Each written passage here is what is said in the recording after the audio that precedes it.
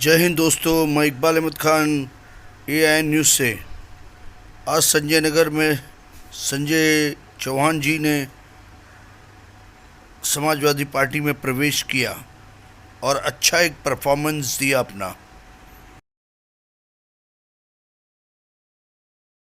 लेकिन अब की बार चारों तरफ से जब ये आवाज आई कि सारी कंपनियां गुजरात जा रही हैं तो गुजराती खुश हो जाएंगे ना भाई, कि महाराष्ट्र को मुंबई को कमजोर करके यहाँ की कंपनियां वहां लाई जा रही हैं, वो लोग खुश हो रहे हैं। लेकिन हम लोग अब की बार बीजेपी को यहाँ पर काट चटवा देंगे। अब की इंशाल्लाह यहाँ से बीजेपी को सीट बिल्कुल मिलना नहीं चाहिए तो बीजेपी करेंगे।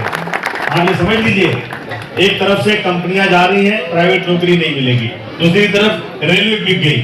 अब रेलवे में जो बचा है वो धीरे धीरे बिक रहा है। अभी मैं गया था गोरखपुर के बगल में बस्ती है, गोंडा है, बहुत सारे स्टेशन पे आप मानेंगे नहीं कि प्राइवेट लड़के BA और MA पढ़े हुए सिर्फ 8,000 रुपए में काम कर रहे हैं, 8,000 रुपए महीने में काम कर रहे हैं। अब जो रेलवे में नौकरियां मिलेंगी वो सरकारी नौकरी नहीं होगी, वो प्राइवेट नौकरी होगी। प्राइवेट नौकरी कॉन्ट्रैक्ट की होगी, ना घर मिलेगा ना उनकी परमानेंट नौकरी होगी। हवाई जहाज बिक गया, एयर इंडिया बिक गई। सारी दुनिया में छोटे छोटे हर मुल्क के पास अपना एक एयरलाइन है, अपनी एयरलाइन है। छोटे छोटे मुल्क के पास, जो हमारे मुंबई के एक महल्ले के बराबर मुल्क है, उनकी भी अपनी एयरलाइन है। लेकिन मेरा भारत महान, लेकिन मेरी एयरलाइन बिक गई, खत्म हो गई एयरलाइन को।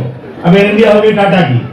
अब टाटा में अब ये लोग ये समझते हैं कि मुसलमानों को बहुत, अरे मुसलमान टाटा में एयर इंडिया में 1% काम करता था, सिर्फ 1%।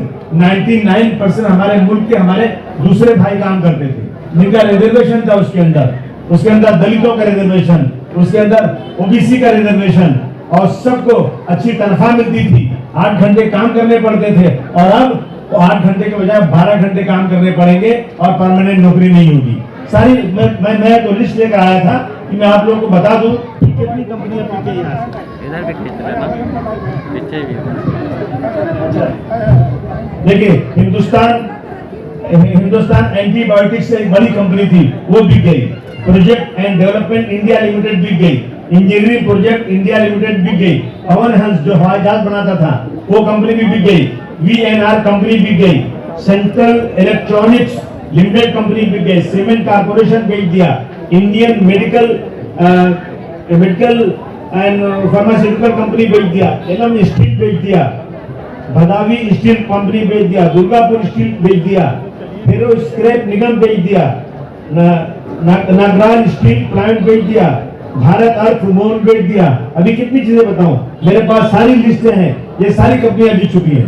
अगर ये कंपनियां बिक गई तो क्या सरकारी नौकरी किसी को मिलेगी? कैसे मिलेगी? कंपनियां तो खत्म होती जा रही हैं। अच्छा, एक कंपनी नहीं बनाई क्या? बता दो एक कंपनी। मैं भारतवर्ष को झुकने नहीं दूंगा। साला चाइना घुस के बैठ गया अंदर आके। मैं भारतवर्ष को बिकने नहीं दूंगा। सारी कंपनियां बेच दिया, बचा क्या है? हालात देश के बहुत खराब है। और एक ही चीज है कि सिर्फ हिंदू और मुस्लिम,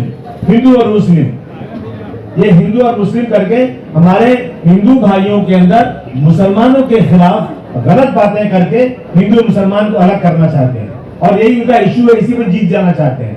कितनी गलत बात है ये। हम हिंदू और मुसलमान साथ में रहते हैं, भाई भाई की तरह से रहते हैं, हमारा कोई झगड़ा नहीं। मंदिर में पूजा होती है, मस्जिद में नमाज होती है, लेकिन हम सब मिलकर गीत गाते हैं कि सारे जहां से अच्छा हिंदुस्तान हमारा, हम बुलबुले हैं इसके लिए हिंदुस्तान। हालत खराब है देश की। जो थोड़ा बोलेगा ना उसको डरा दिया जाएगा, गवर्नमेंट की मशीनरी से जेल में भेज दिया जाएगा। ये हालत हो गए हैं, बहुत बुरे हालत है। अब देखिए, रामपुर में इलेक्शन हुआ, कैसी दादागिरी वहां हुई है, किस तरह से वहां कैप्चरिंग की गई है। ये फेयर इलेक्शन नहीं हो रहा है।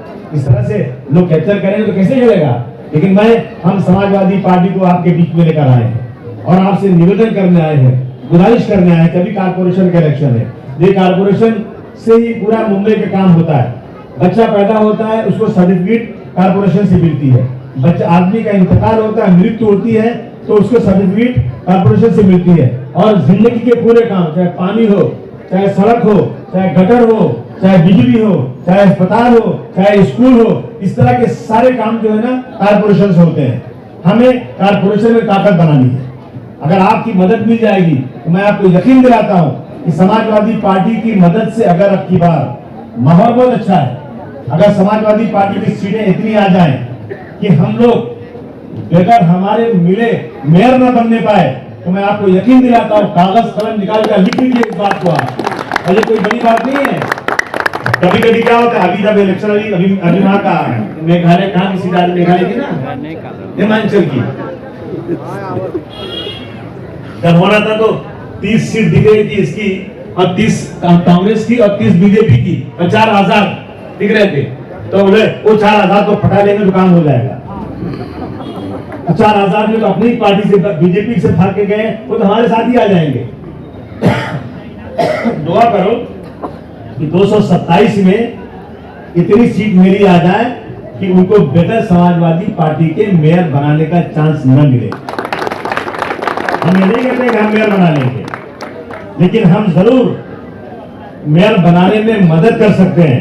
और जिस दिन हमारी कलम से ये वक्त आ जाएगा कि हमारे वजह से मेयर बनेगा, हमारे बगैर सपोर्ट के मेयर नहीं बनेगा, तो एक एक घर में साफ पानी आएगा। ये बात कलम से लिख लो, कोई एक घर भी बगैर पानी के नहीं रहेगा। हमें मालूम है कारपोरेशन कैसे चलाई जाती है। और हम लोग जिस तरह से भी खाना सफाई होता है ना, गाड़ी वाले आते हैं, मोटरसाइकिल वाले ले जाते हैं, पहुंचा देते हैं। आजकल बहुत सारी स्कीमें चली है ऐसी। कौन कौन सी कंपनी चलती है? जोमेटो, स्विगी, ईट क्लब ऐसी है। इसी तरह से म्युनिसिपैलिटी को चाहे जितने भी कागजात हैं, बर्थ सर्टिफिकेट है, डेथ सर्टिफिकेट है, म्युनिसिपैलिटी से कोई कागज है, किसी को म्युनिसिपैलिटी जाने की जरूरत नहीं है। उस सर्विस तय की जाएगी, उस सर्विस के जरिए लोगों के घर तक कागज पहुंचाने का काम होगा। ये समाजवादी पार्टी का वादा है। समाजवादी पार्टी एक भी घर तोड़ नहीं सकते ये लोग। जब तक अगर वो घर बन गया है और घर तोड़ने आए, तो सबसे पहले किसकी ड्यूटी में घर बना, कौन वहां पर वार्ड ऑफिसर था, कौन पुलिस ऑफिसर था? क्या बिना पैसा दिए बनता है? कोई घर बनाता है पैसा देना पड़ता है, नहीं देना पड़ता है? बिना रिश्वत के घर बनता है क्या? कहीं एक जगह थोड़ी सी रेती गिर जाए, थोड़ा सा ईंटा गिर जाए, तो बाबू साहब बैग लेके आ जाते हैं देखने के लिए, तो भैया क्या बना रहे हो, इतना पैसा दो तो बनेगा, तो नहीं बनेगा। सही है कि गलत है? और बाद में हमें को नोटिस देकर हमारा घर तोड़ दिया जाता है। और हमने जो पैसा दिया, पैसा वापस मिलता है क्या? सबसे अगर चेक कोई भी इलीगल घर बना और वो तोड़ा गया, तो जिसकी ड्यूटी में बना है ना, सबसे पहले उसको सस्पेंड किया जाएगा, उसको मुकदमा चलाया जाएगा, जेल भेजा जाएगा, उसके बाद घर की तरफ बाहर लगाया जाएगा। ये हमारा वादा है। हम लोग जो है बच्चों को पढ़ाने के लिए म्युनिसिपैलिटी स्कूल में भेजते हैं। एक बच्चे को पढ़ाने का खर्च 5 से 6 हजार रुपया महीने का म्युनिसिपैलिटी को लगता है। सरकारी खजाने से 6,000 रुपया के करीब हर महीने का एक बच्चे का खर्च है। बराबर है कि नहीं? और हम लोग अपने बच्चों को जो इंग्लिश स्कूल में भेजते हैं, वहां अगर हम 500 और 1,000 रुपया दे दें, तो बच्चा अच्छे स्कूल में दाखिला पा जाता है कि नहीं? कितना पैसा लगता है प्राइवेट स्कूलों में, नर्सरी स्कूल, छोटे स्कूलों में? 1,000, 1,500, 5,000 रुपया लगता है। और वहां पढ़ाई बिल्कुल होती नहीं है, बिल्कुल नहीं होती है। हर स्कूल को, म्युनिसिपैलिटी के हर स्कूल को मॉडर्न स्कूल और उसको इंग्लिश मीडियम का स्कूल बनाना ही पड़ेगा, जब बच्चों की पढ़ाई पूरी हो जाएगी, वरना बच्चों की पढ़ाई पूरी नहीं हो सकती। हर स्कूल को मॉडर्न स्कूल बनाया जाएगा, ये वादा है आप लोगों को। हर एरिया में जितनी भी जगह रिजर्वेशन में है, ये रिजर्वेशन में दिखाते हैं डीपी प्लांट में कि ये जगह रिजर्वेशन में ये बनेगा, ये बनेगा, ये बनेगा, लेकिन बनता कुछ नहीं है। जितना भी डीपी प्लान में अनाउंस हो गया है, उन सबको तुरंत बनाया जाएगा, ये हमारा वादा है। समाजवादी पार्टी की बात चाहती है कि ताकत के साथ इलेक्शन लड़ें, तो आपके बीच में इसलिए आ रहे हैं कि आप मदद करेंगे या नहीं करेंगे? दोनों हाथों उठाकर हमको बोला दो लोग।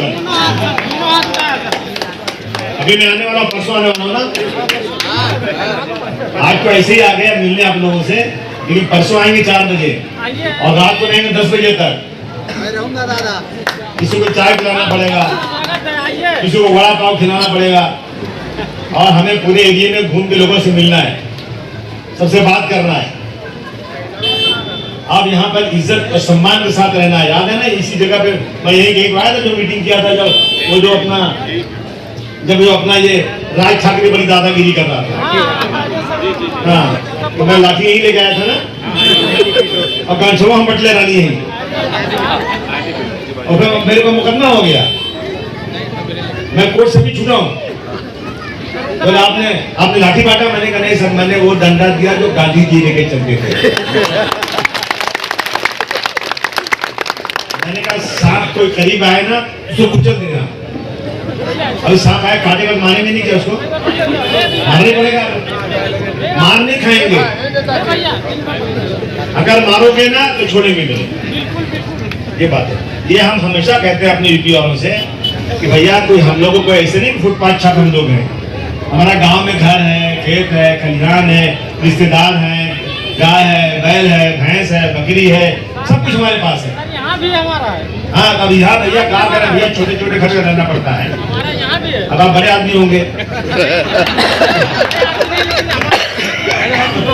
एक छोटे छोटे घर में लोग रहते हैं, बीवी बच्चों को गांव में छोड़ देते हैं। बच्चे की नई नई शादी हुई, बीवी गांव में, माँ बाप गांव में खेती से पैसा मिलता नहीं है। इतना पैसा नहीं मिलता कि अपनी बेटी की शादी कर सके, इतना पैसा नहीं मिलता कि बाप का इलाज कर सके, तो लोग अपना गांव छोड़ करके ट्रेन पकड़ के मुंबई चले आते हैं और आने के बाद यहाँ पे काम करते हैं। मैं एक दिन जा रहा था तो एक आदमी एक बड़े बर्तन में लाल कपड़ा लपेटे सर पे जा रहा था। मैं बोला भैया सुनो, कहाँ के रहने वाले तुम? बोला मेरा नाम गोपाल यादव है। कहाँ के हुआ तुम? भदोही का है। क्या है इसके अंदर? बोले समोसा।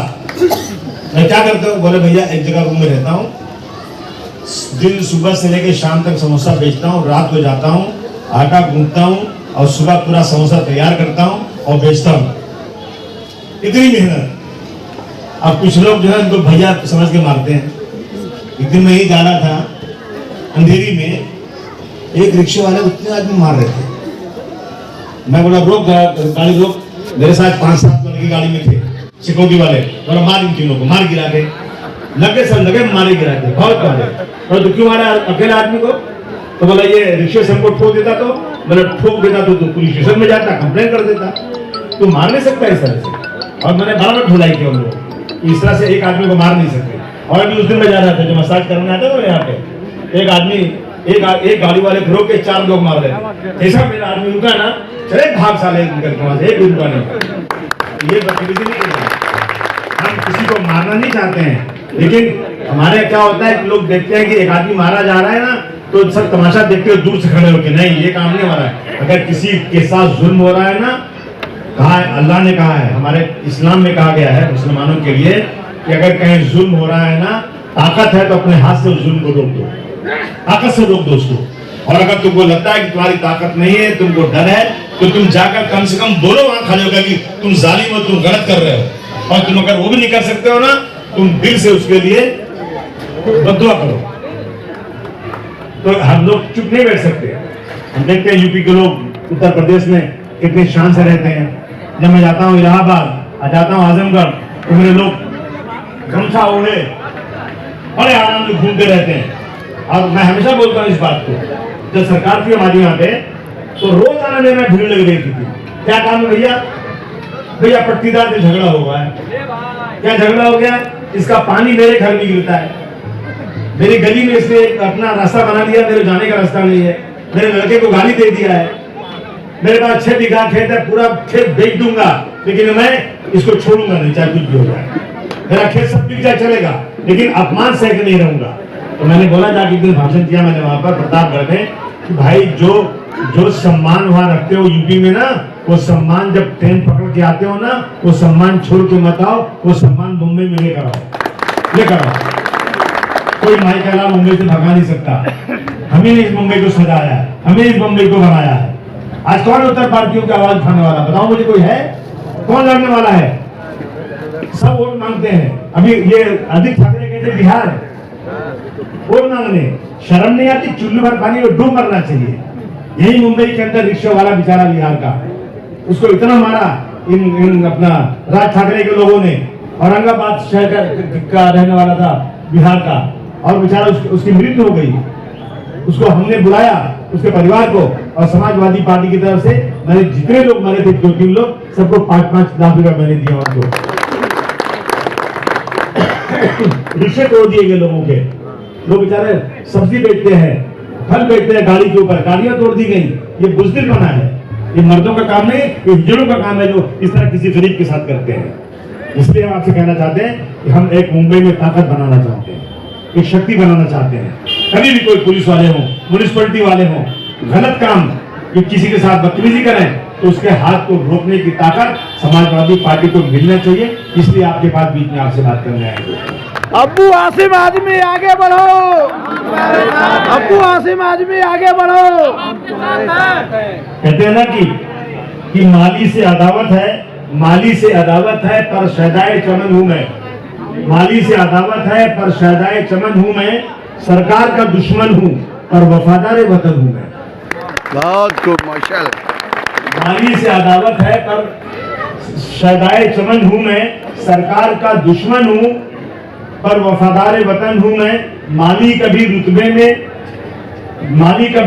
में चमन हो नहीं सकता, माली कभी रुतबे में चमन हो नहीं सकता, सरकार का मतलब तो वतन हो नहीं सकता।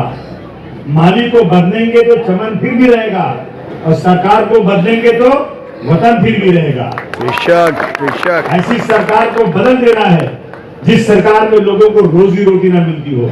आप बताइए, महंगाई बढ़ रही है कि नहीं बढ़ रही है? बहुत बढ़ गई है। अरे अभी आज ही बात हो रही थी, दवाओं का दाम दुगना हो गया। रुपया जो बैंकों में रखा हुआ था, 1 रुपया 80 रुपए के, 100 रुपया 80 रुपए के बराबर हो गया, और किसी को पता ही नहीं। जो लोग हाथ पे हाथ धरे बैठे हुए हैं उनका रिजर्वेशन खत्म हो रहा है, उनका रिजर्वेशन थोड़े दिनों के बाद नहीं मिलेगा, देख लेना आप। क्योंकि ये चाहते हैं कि जो वर्चस्व उनका है बड़े जात के लोगों का, बड़े लोगों का, वो वर्चस्व बाकी रहे, और जो नीचे लोग हैं उनका वो खत्म हो जाए, उनका रिजर्वेशन खत्म हो जाए। ये हो रहा है देश के अंदर, और अभी किसी को इस बात का एहसास नहीं है। डॉक्टर भीमराव अंबेडकर का कानून जो है देश में रहने वाले तमाम लोगों के लिए बराबर का है। अगर एक सड़क पर भीख मांगने वाला आदमी हो, एक सड़क पर सब्जी बेचने वाला आदमी हो, और एक बहुत बड़ा मिल का मालिक हो, चाहे हजारों करोड़ का मालिक हो, लेकिन सरकार की नजर में दोनों एक तरह से हैं। अगर वो कोर्ट में जाता है, पुलिस स्टेशन में जाता है, तो गरीब और अमीर के नाम पे फैसले नहीं होते हैं। लेकिन आज यहाँ पर अलग अलग चीजें हो रही है। हमारे देश के अंदर एक कमेटी बनी थी कि समाज के दबे कुचले मुसलमान, क्रिश्चियन, इनके बारे में पता लगाया जाए कि इनकी हालत देश में क्या है। जब पता लगा के दिया, उस कमेटी का नाम था सच्चर कमेटी, रंगनाथ मिश्रा कमेटी। इस कमेटी को लागू कराने की बात हुई तो अभी दिल्ली सरकार ने एक हलफनामा दे दिया कोर्ट के अंदर, ये कमेटियां जो है ना कहीं गई नहीं, बंद कमरे में रिपोर्ट बना दिया। अब बताइए किस तरह की बात है। सच्चर कमेटी, सच्चर जज थे, मुसलमान नहीं थे, हिंदू थे, रंगनाथ मिश्रा पंडित थे, उन्होंने रिपोर्ट बनाई थी। इन सब की रिपोर्ट को कहते हैं कि हम नहीं मानते हैं, ये बंद कमरे में बनाई गई, अब मैं नई रिपोर्ट बनाऊंगा। जो नई रिपोर्ट बनाई जाएगी ना, वो सिर्फ और सिर्फ मुसलमानों के खिलाफ होगी। मुसलमानों के खिलाफ होगी तो दिखाएंगे कि देखो हम मुसलमानों को तकलीफ दे रहे हैं, तो यहाँ के जो मेजॉरिटी के लोग हैं खुश हो जाएंगे, उनको वोट दे देंगे। ये क्या है? अगर देश के 15 से 20% लोग इस देश के अंदर गरीबी की रेखा से नीचे रहेंगे तो ये देश कभी भी तरक्की याफ्ता देश नहीं माना जा सकता। कहते हैं ना कि मेरे बदन का 20वां हिस्सा एक तरफ से काट दिया जाए तो मैं लूला हो जाऊंगा, ऊपर से काट दिया तो मैं मर जाऊंगा, नीचे से काट दिया जाए तो मैं लंगड़ा हो जाऊंगा। तो मेरे मुल्क के 20% लोग अगर इस मुल्क के अंदर गरीबी की रेखा से नीचे रहेंगे तो मैं समझता हूँ ये देश तरक्की की तरफ कभी नहीं जा सकता है। सबके साथ इंसाफ होना चाहिए, सबको इंसाफ मिलना चाहिए। आज जो है हमारे हिंदू भाइयों के अंदर जाकर मुसलमानों के बारे में गलत बातें की जाती है। ये कभी क्यों नहीं कहते कि शिवाजी महाराज, जब ये शिवसेना वाले हाउस में खड़े होते हैं ना तो शिवाजी महाराज का नाम लेते हैं और शिवाजी महाराज के नाम से काम शुरू करते हैं। मैंने कहा भाई आप लोग शिवाजी महाराज के पैर के धूल के बराबर भी नहीं हो। तो आप लोग हमेशा सांप्रदायिकता करते हो, आप तो हमेशा हिंदू मुस्लिम करते हो, लेकिन शिवाजी महाराज ने कभी हिंदू मुसलमान नहीं किया। शिवाजी महाराज की फौज में 40% मुसलमान थे, शिवाजी महाराज का वकील मुसलमान था, शिवाजी महाराज का सिक्योरिटी वाला मुसलमान था। लेकिन आज ये लोग हिंदुओं के पास जाकर के मुसलमानों के बारे में बातें करके ये जो है हिंदू और मुसलमान को अलग करके इस देश के अंदर राजनीति करके सत्ता में आना चाहते हैं। ये बिल्कुल गलत चीज है। एक बहुत बड़े विद्वान ने कहा था,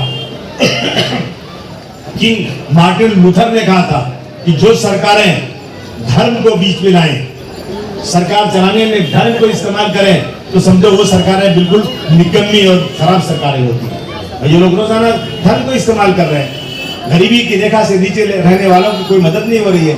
आज लोग कैंसर की बीमारी में, जो है हार्ट की बीमारी में, किडनी की बीमारी कितनी फैलती जा रही है।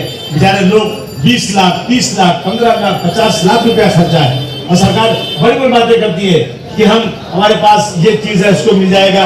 लेकिन जिनको सरकारें कुछ मदद देना की बात करती है ना, उनकी इतनी कम आमदनी दिखाई जाती है कि वो कोई इसमें फिट ही नहीं हो पाता है। उसका इलाज ही नहीं फ्री हो पाता है। आदमी को इलाज बिल्कुल फ्री होना चाहिए, क्योंकि ये नहीं हो रहा है। स्कूल की पढ़ाई बिल्कुल फ्री होना चाहिए, नहीं हो रही है। पानी का बिल रोजाना बढ़ता जा रहा है, बिजली का बिल रोज बढ़ता जा रहा है, कमाई कम होती जा रही है, कमाई हो ही नहीं रही है। हो रही कमाई आप लोगों की, हालात बहुत बुरे हैं। इसलिए आपके पास मीटिंग चल कर आए हूं दोस्तों, आपसे गुजारिश करने के लिए। पहले तो हम आएंगे 11 तारीख को, आप लोग साथ रहेंगे ना हमारे घूमने के लिए, पक्का? 90 फुट पे आएंगे 4 बजे हम लोग, सबसे मिलेंगे, बातें करेंगे और आपके सुख दुख की बात करेंगे। और आप बताइए क्या काम है जो नहीं होता। अभी भी हमारे पास नगर सेवक नहीं, तो क्या हुआ? अगर आपका कोई काम है ऐसा जो नहीं हो रहा, म्युनिसिपलिटी में काम हो, पुलिस में काम बताइए, हम करके दिखाएंगे। अभी भी एमएलए हम लोग 2 एमएलए हैं, और दोनों 2 एमएलए जो है ना, वो हाउस के अंदर भारी है काम के लिए। अगर कांग्रेस कर सकती है ना, तो उससे ज्यादा हम करके दिखा सकते हैं आपको। शिवसेना कर सकते, उससे ज्यादा हम करके आप दिखा सकते हैं। दूसरी चीज, अभी महाराष्ट्र का कर्नाटक के बॉर्डर पे प्रॉब्लम चल रहा है। कर्नाटक के लोग महाराष्ट्र की जमीन अपनाना चाहते हैं। दूसरा, शिवाजी महाराज के बारे में यहाँ के गवर्नर ने गलत बात किया, शिवाजी महाराज के बारे में बीजेपी के लीडर ने गलत बात किया। तीसरी चीज, महाराष्ट्र की सारी कंपनियां जो है, जो लोग बाहर से आ रहे हैं यहाँ कंपनी डालना चाहते हैं, हमारे प्रधानमंत्री जी उन कंपनियों को महाराष्ट्र के बजाय गुजरात भेज रहे हैं। इन 3 इश्यू को लेकर के हम लोग 17 तारीख को एक बहुत बड़ा आंदोलन मुंबई में करने जा रहे हैं कि बिल्कुल वो कंपनियां महाराष्ट्र में आना चाहिए, कारोबार महाराष्ट्र में होना चाहिए। और शिवाजी महाराज के बारे में अगर किसी ने गलत बात किया, तो उस गवर्नर को उस कुर्सी पर बैठने का कोई अधिकार नहीं है जो शिवाजी महाराज के बारे में अपमानित बात करेगा। इसीलिए 17 तारीख को आना है लोगों को। गिरिजा शंकर जी, सब लोग सुनिए, बहुत जबरदस्त तरीके से सारी पार्टियां, कांग्रेस हो, शिवसेना है, समाजवादी पार्टी है, राष्ट्रवादी पार्टी है, इन सब ने मिलकर के तय किया है कि हम लोग रानी बाग अपना भाईकल्ला में, वहां से पैदल निकलेंगे। उसमें अजीत पवार रहेंगे, हम रहेंगे, सारी पार्टियों के लीडर रहेंगे, और आप सब लोग रहेंगे। हम लोग सब पैदल निकलेंगे और वहां से वीटी स्टेशन तक जाएंगे, और वहां पे अपना विरोध जारी करेंगे कि इस गवर्नर को हटाए यहाँ से। और जिन लोगों ने शिवाजी महाराज के बारे में गलत बात किया, जो महाराष्ट्र की जमीन को कर्नाटक वाले महाराष्ट्र लोग को अपमानित कर रहे हैं, और जो कंपनियां यहाँ से जा रही हैं, इन चीजों को सब का सब वापस लाया जाए। इसके ऊपर आप लोग को आना है, ज्यादा से ज्यादा लोग आइए उस मीटिंग में, ताकि सरकार को लगे कि लोग नाराज हैं इस बात से। ये आपसे मेरी गुजारिश है। आपने आया, बातें बहुत करनी थी, लेकिन आगे बात करेंगे आप लोगों से। लेकिन यही मतलब अपना कहने का यही है कि महाराष्ट्र में समाजवादी पार्टी को मजबूत करना है, और बगैर आप लोगों के मजबूत नहीं हो सकती। ये पार्टी किसी एक धर्म की नहीं है। ये पार्टी मुलायम सिंह यादव जी के नाम पर है। ये पार्टी अखिलेश जी है, ये पार्टी गिरिजा शंकर जी है। अरे मैं तो ये खाली छोटा सा सेवक हूँ इसके अंदर। तो कहते हैं मुसलमानों की पार्टी। अरे मुलायम सिंह जी मुसलमान हो गए थे क्या? अखिलेश यादव जी मुसलमान है क्या? जनेश्वर मिश्रा जी मुसलमान थे क्या? मोहन सिंह जी मुसलमान थे क्या? राम गोपाल यादव जी हैं, शिवपाल यादव जी हैं, सब लीडर है इसके। मैं तो छोटा सा कार्यकर्ता हूँ। इसलिए हम सब मिल करके समाजवादी पार्टी को, जो हर धर्म की बात करती है, कभी किसी धर्म के खिलाफ बात नहीं करती है, उस पार्टी को मुंबई में मजबूत करना है। और ये मजबूती अगर आप लोग साथ देंगे तो ही होगी, वरना ये मजबूती कभी नहीं हो सकती। तो आने वाला इलेक्शन में हम यहाँ अपना उम्मीदवार खड़ा करेंगे, यहाँ दूसरे लोग भी आएंगे, लेकिन समाजवादी पार्टी को आप चुन कर दीजिए। हम आपको यकीन दिलाते हैं कि हम कारपोरेशन के अंदर बड़ी ताकत बना करके मुंबई को सुधारने का काम करेंगे, मुंबई को अच्छा बनाने का काम करेंगे। यही आपसे कहने आए थे। मैं फिर आप गिरिजा शंकर जी और पूरी टीम को मैं बहुत बहुत बधाई देना चाहता हूँ कि आपने मीटिंग का आयोजन किया यहाँ पर और 11 तारीख को फिर मिलेंगे आपसे। बहुत बहुत धन्यवाद। जय हिंद, जय समाजवाद। मैं पुलिस के लोगों का भी आभार प्रकट करता हूँ, उनका शुक्रिया अदा करता हूँ कि मैं थोड़ा लेट हो गया था, उन्होंने मुझे बोलने का अवसर दिया। बहुत बहुत शुक्रिया। देखिए, आपका अभिनंदन करना चाहते हैं।